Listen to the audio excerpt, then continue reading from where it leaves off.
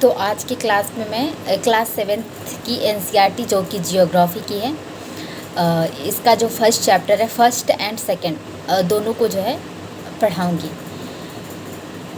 तो जो class 7th की एनसीईआरटी है, इसका जो पहला चैप्टर है उसका नाम है पर्यावरण, और ये पूरी बुक ही पर्यावरण पर ही आधारित है, क्योंकि इस बुक का ही नाम है हमारा पर्यावरण। तो इसका जो फर्स्ट चैप्टर आता है वो पर्यावरण के नाम से है। तो इस चैप्टर में पर्यावरण के बारे में बताया गया है, समझाया गया है कि पर्यावरण क्या है और इसका हमारे जीवन में क्या इम्पोर्टेंस है। तो क्लास स्टार्ट करते हैं।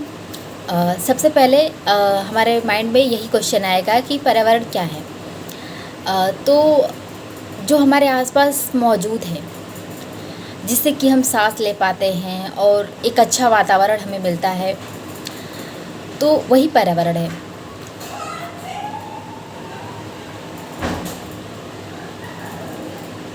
मतलब इसको हम औपचारिक भाषा में मैं इसको बताऊं तो जो हमारे जो किसी व्यक्ति के चारों ओर जो वस्तु स्थान और प्राकृतिक जो वातावरण होता है, उसी को हम पर्यावरण कहते हैं। मतलब अभी जो मेरे आसपास मौजूद है, जैसे कि ये तरह तरह के लोग हैं, प्राणी हैं। जैसे मैं एक स्थान पे हूँ और यहाँ पे बहुत सारी वस्तुएं हैं, हरे भरे पेड़ पौधे हैं। तो ये ही पर्यावरण है, ये इसी को हम पर्यावरण कहते हैं। और जो पर्यावरण है, इसको हम 3 भागों में बांटकर समझते हैं। पहला इसका भाग है, पहला होता है प्राकृतिक पर्यावरण होता है, और एक होता है मानवीय पर्यावरण होता है, और तीसरा मानव निर्मित पर्यावरण। तो इसका जो कि मैंने बताया पहला प्राकृतिक पर्यावरण। तो प्राकृतिक पर्यावरण का जो है, प्राकृतिक पर्यावरण को भी हम 3 भागों में वर्गीकृत करके इसको समझते हैं, जानते हैं। तो पहला जो है स्थल मंडल है, और स्थल मंडल है, जल मंडल है और वायुमंडल। और जब ये तीनों जब एक साथ सम्मिलित होते हैं, तीनों जब एक ही जगह पर, जिस जगह पर पाए जाते हैं, उसको हम पूरे उस एरिया को जैवमंडल के नाम से जानते हैं। जब ये तीनों आपस में संबंधित हो जाते हैं तो उसको हम जैवमंडल के नाम से जानते हैं। तो ये जो है प्राकृतिक पर्यावरण है। प्राकृतिक पर्यावरण में ये भाग प्राकृतिक पर्यावरण की ये अंग हैं। और दूसरा आता है मानव निर्मित पर्यावरण। तो मानव निर्मित पर्यावरण में मानव निर्मित पर्यावरण, इस शब्द से पता चलता है कि वे सभी वस्तुएं और स्थान जो कि मानव ने बनाए हैं, उसको हम मानव निर्मित पर्यावरण कहते हैं। जैसे कि सड़क, भवन, सड़क हो गया, भवन होगा, कोई स्मारक हो गया, कोई पुल हो गया, और कोई मानव नहर भी निर्मित कर देते हैं। तो ये सब जो है मानव निर्मित पर्यावरण है। और मैंने तीसरा बताया था मानवीय पर्यावरण। तो मानवीय पर्यावरण में मानव के जो सामाजिक पृष्ठभूमि होती है, उसमें जैसे कि मानव के आर्थिक स्थिति, मतलब उनकी जो है आर्थिक स्थिति, राजनीतिक, समुदाय, परिवार, ये सब जो है ये मानवीय पर्यावरण है। मानवीय पर्यावरण के नाम से जानते हैं इसको। तो सबसे पहले जो कि पहला मैंने बताया था प्राकृतिक पर्यावरण, तो इसके बारे में हम थोड़ा अच्छे से जानने की कोशिश करते हैं। तो जो प्राकृतिक पर्यावरण है, हमारे आसपास जितने भी हमारे आसपास जो भूमि, जल, पेड़ पौधे, जीव जंतु, ये सब जो हैं, ये सब मिलकर जो है प्राकृतिक पर्यावरण का निर्माण करते हैं। इन्हीं को हम प्राकृतिक पर्यावरण कहते हैं, जो ये सब मिलकर प्राकृतिक पर्यावरण बनाते हैं। और प्राकृतिक पर्यावरण में जैसा कि मैंने बताया था, स्थल मंडल होता है, जल मंडल, वायुमंडल, और ये इन सब के बारे में तो मैंने क्लास 6 की एनसीईआरटी जो थी उसमें मैंने विस्तार से बताया था, एक एक अंग के बारे में बताया था, तो ये तो आपको पता ही होगा। तो ये जो हैं ये प्राकृतिक पर्यावरण के अंग माने जाते हैं। और पृथ्वी के ऊपर का जो ठोस जो भाग होता है, ठोस परपटी जो होती है, या उसका जो ऊपरी भाग वो तो कठोर होता है, हम उसी भाग को जो है स्थल मंडल कहते हैं, स्थल मंडल के नाम जानते हैं। और जो ये स्थल मंडल है ये चट्टानों और खनिजों से बना हुआ है, स्थल मंडल। और जो स्थल मंडल है इसका जो ऊपरी परत होता है, उस ऊपरी जो परपटी होता है, वह जो है स्थल मंडल का जो भाग होता है, जो खनिज और चट्टान के जो भाग हैं, ये जो है मिट्टी की जो पतली परत होती है उससे ढका होता है।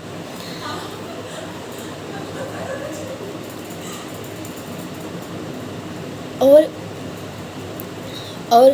जो है जो स्थल मंडल है, ये पहाड़, पठार, मैदान, ये पर्वत, ये सब जो है, ये सब जो प्राकृतिक जो परिस्थितियाँ हैं, पर्यावरणीय जो परिस्थितियाँ हैं, ये सब स्थल मंडल पर ही जो है पाई जाती हैं। और इनके अलावा जो है महासागर की जो सतह है, महासागर और महाद्वीपों की जो सतह है, इन पर भी जो है स्थल मंडल की जो ये भाग होते हैं, पर्वत, पठार, मैदान, ये सब जो है मौजूद होते हैं। और जो स्थल मंडल है, स्थल मंडल का जो भाग है, स्थल मंडल का जो ऊपरी परत होता है, जो कि हमें वन, भूमि और कृषि करने के लिए क्षेत्र और पेड़ उगाने के लिए, मतलब अलग अलग प्रकारों से जो है भूमि को हमें उपयोग में लाने के लिए जो स्थल मंडल है, ये हमें जगह जो है जगह प्रदान करता है, और एक घास स्थल भी प्रदान करता है। और जो स्थल मंडल है, ये जो है खनिज का स्रोत है।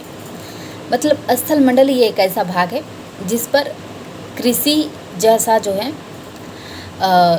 जैसा कार्य संभव हो पाता है, क्योंकि जो स्थल मंडलीय पर्यावरण का एकमात्र यही ऐसा भाग है जो कि खनिजों से संपन्न है, खनिजों का स्रोत है, इसलिए जो है इस पर कृषि करना संभव हो पाता है।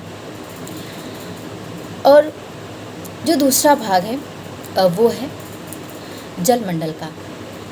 तो जल का जो क्षेत्र होता है, जो जलीय क्षेत्र होता है, हम उसको जल मंडल कहते हैं।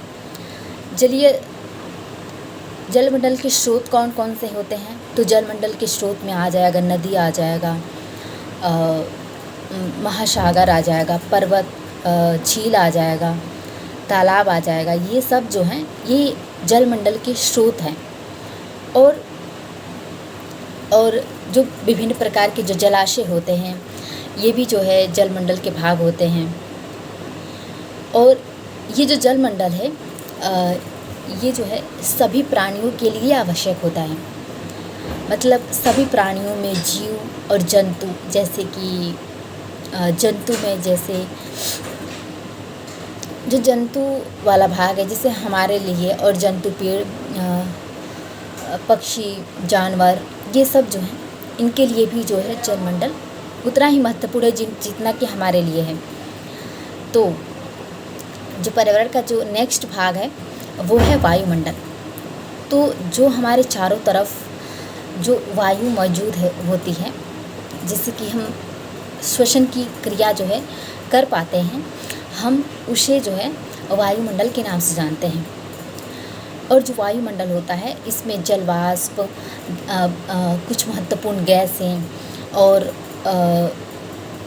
जलवाष्प होता है, और कुछ महत्वपूर्ण गैसें होती हैं। ये सब जो है वायुमंडल में मौजूद होती हैं।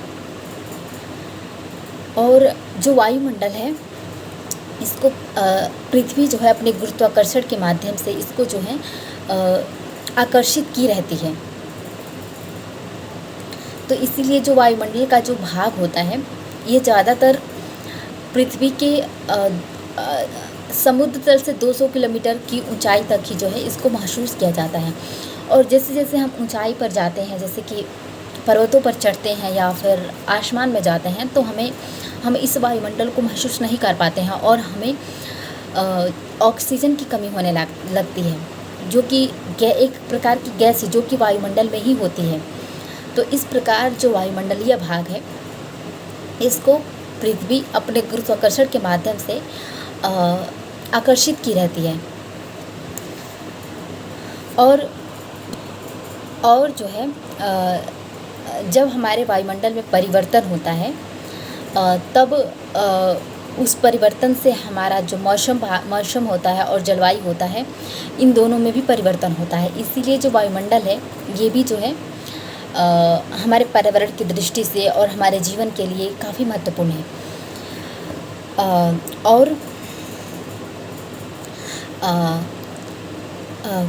और नेक्स्ट जो भाग होता है, जो जीव जंतु पेड़ पौधे होते हैं, ये सब जो मिलकर जो है एक जैव मंडल का निर्माण करते हैं। इस जैव मंडल में वायु और स्थल ये सब मिलकर जो होते हैं एक जैव मंडल, एक परितंत्र का निर्माण करते हैं। हम उसी को जो है जैव मंडल कहते हैं, जैव मंडल के नाम से जानते हैं। अब इसमें अगला क्वेश्चन आता है परितंत्र। परितंत्र होता क्या है? तो जो परितंत्र है, परितंत्र जो है स्थल मंडल के प्रत्येक भाग का जो परितंत्र होता है वो अलग अलग होता है। सबका जो है जीवन जो है अलग अलग स्थानों का जो जीवन होता है, लोगों का जो जीने के तरीके होते हैं वो उस जगह के पर्यावरण के हिसाब से जो है अलग अलग प्रकार के होते हैं।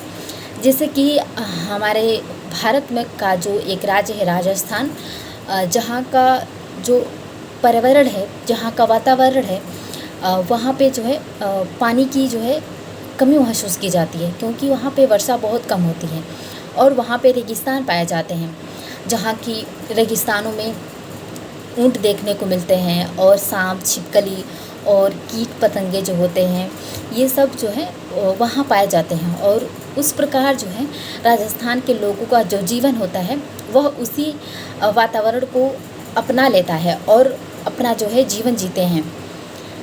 और इस प्रकार और हमारे भारत का एक राज्य है, दक्षिणी राज्य है, वो है केरला। जो केरल राज्य है इसका जो वातावरण होता है, इसका जो पर्यावरण होता है वो यहाँ पे जो है हर वक्त मतलब वर्षा वाला क्षेत्र है। ये यहाँ पे हमेशा हरियाली रहती है, वर्षा रहता है और वहाँ की जो भूमि होती है वह वर्षा से भींगी हुई होती है। तो यहाँ के जो लोगों का जो जीवन होता है, इनका जो रहन सहन होता है वो पर्यावरण के हिसाब से इनका अलग होता है। तो अगर केरला वाले लोग अगर राजस्थान चले गए तो उनको जो है जीवन जीने में कठिनाई महसूस होगी, क्योंकि उनका जो जीवन जीने का जो वातावरण है वो वातावरण उनको नहीं मिल पाएगा। तो मेरा कहने का तात्पर्य ये है कि जैसे कि राजस्थान है, यहाँ का जो परितंत्र है, परितंत्र मतलब कि वहाँ के जैसे वहाँ पे ऊँट पाए जाते हैं कि सांप, छिपकली और वहाँ के जो लोग हैं और मतलब ये सब जो है रेगिस्तान पाया जाता है। तो यही सब जो है एक पारितंत्र बन जाता है, उस पारितंत्र में मनुष्य भी आ जाता है। तो यही जो है एक पारितंत्र का भाग है, इसी को हम पारितंत्र कहते हैं। तो अब अगला है हम मानव निर्मित जो है पर्यावरण के बारे में जानेंगे, मानवीय पर्यावरण के बारे में जानेंगे। तो जो मानवीय पर्यावरण है, मानव जो है वो पर्यावरण के साथ परिवार से संबंधित होता है और उसके साथ पारस्परिक जो है जुड़ाव महसूस करता है और उससे अपना कार्य करता है। और मनुष्य जो है अपनी आवश्यकताओं के अनुसार पर्यावरण में परिवर्तन भी करता है। परिवर्तन कहने का मतलब है, परिवर्तन से तात्पर्य ये है कि जो मानव है, जैसे कि किसी स्थान पे पेड़ है, पेड़ नहीं, किसी स्थान पे वन है, मानव को उस भूमि पर जो है कोई भवन बनाना हो, कोई स्मारक बनाना हो, तो उसको जो है उस पर्यावरण को जो है वहाँ के वनीय जो पर्यावरण है उसको नष्ट करना पड़ेगा, तभी वहाँ पे उस भूमि पर जो है एक भवन बना पाएगा। तो इस प्रकार जो है मानव अपनी आवश्यकताओं के अनुसार जो है पर्यावरण में परिवर्तन भी करता है और उससे जो है परस्पर अपनी क्रिया भी करता रहता है।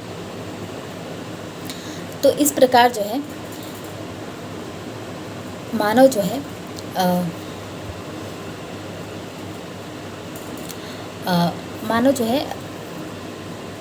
मानव के पर्यावरण में इस परिवर्तन से जो है वर्तमान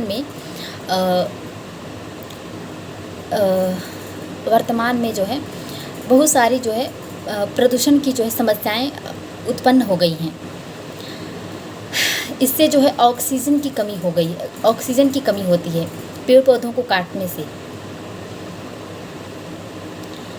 और इस प्रकार जो है जो मानव है ये पर्यावरण का निर्माण भी करता है और पर्यावरण का निर्माण भी कर सकता है और पर्यावरण को नष्ट भी कर सकता है। एक मनुष्य चाहे तो वो एक वन का निर्माण भी कर सकता है पेड़ पौधे लगाकर, और चाहे तो उसको नष्ट भी कर सकता है। तो ये मनुष्य पर निर्भर करता है कि मनुष्य उस पर्यावरण का कैसे उपयोग करता है। तो जो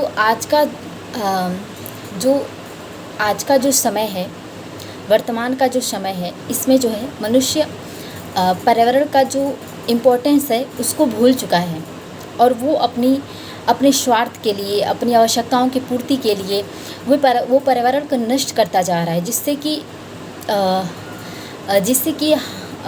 भूमि पर जो है हरे पेड़ पौधे और स्वच्छ वायु हमें प्राप्त नहीं हो पाती है। जो स्वच्छ वायु होती है, स्वच्छ वातावरण होता है, वो हमें पेड़ पौधे ही प्रदान करते हैं और जिससे हमें सांस लेने में भी अच्छा महसूस होता है। मतलब हम अच्छा सांस भी ले पाते हैं, क्योंकि जो पेड़ पौधे होते हैं उनसे हमें ऑक्सीजन मिलता है और वो पेड़ पौधे जो होते हैं हमारे द्वारा जो कार्बन डाइऑक्साइड छोड़ा जाता है वे उसको जो है ग्रहण करते हैं और ऑक्सीजन प्रदान करते हैं।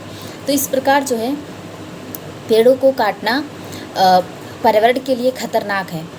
और जो मानव हैं ये जो है धुएं वाले वाहनों का प्रयोग करके हमारा जो पर्यावरण है उसको प्रदूषित भी कर रहे हैं।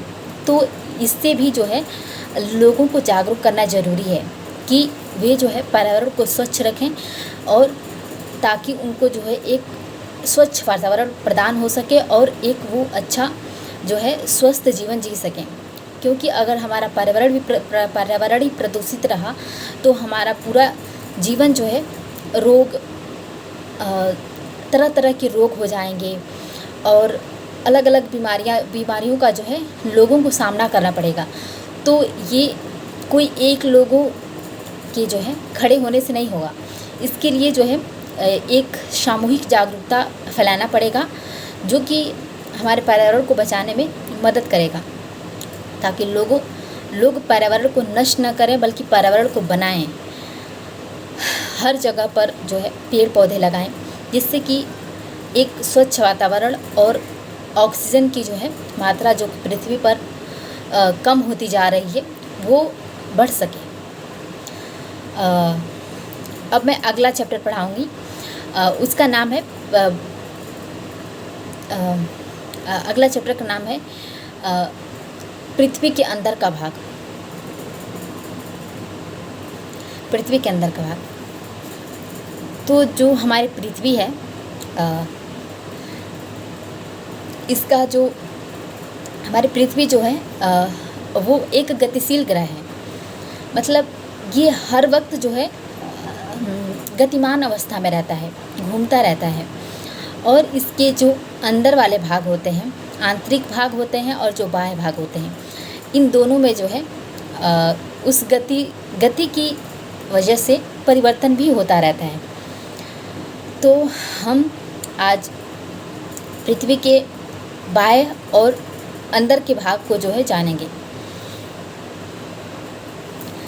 तो जो हमारी पृथ्वी है,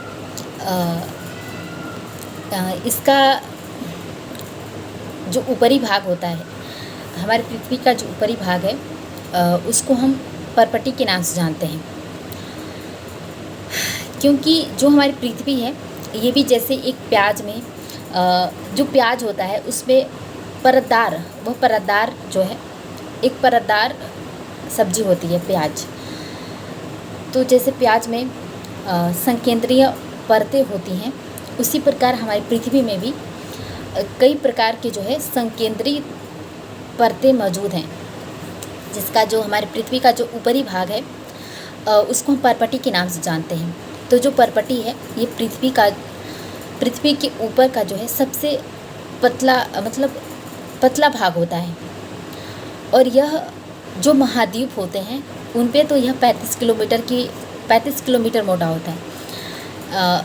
लेकिन यह महासागरों में इसका जो मोटाई होता है परत का, वो 5 किलोमीटर ही होता है।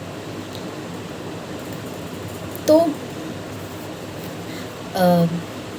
इस प्रकार जो परपटी है, परपटी जो है वह सिलिका और एल्युमिनियम जैसे तत्वों से जो है बना होता है, परपटी का भाग। और महासागरों की जो परपटी होती है, वह सिलिकॉन और मैग्नीशियम से बना होता है। महासागरों की सिलिकॉन और मैग्नीशियम से, और जो है महाद्वीपों की सिलिका और एल्यूमिना से बना होता है। और जो परपटी का भाग है, इसके नीचे का जो भाग है, उसको हम मेंटल के नाम से जानते हैं। जो मेंटल होता है, इसकी जो मोटाई होती है, यह 2900 किलोमीटर तक जो है, इसकी जो गहराई होती है 2900 किलोमीटर तक की गहराई तक यह फैला होता है। जो मेंटल वाला भाग है, जो कि परपटी के ठीक नीचे होता है मेंटल।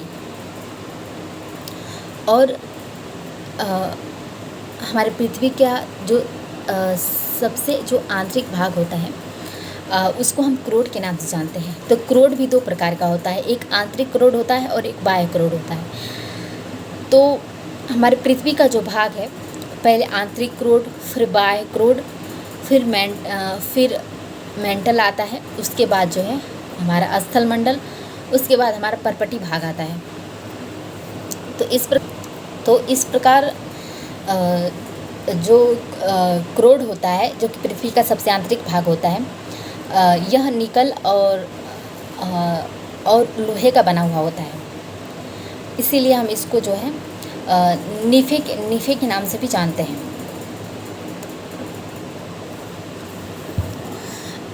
तो ये रहा जो है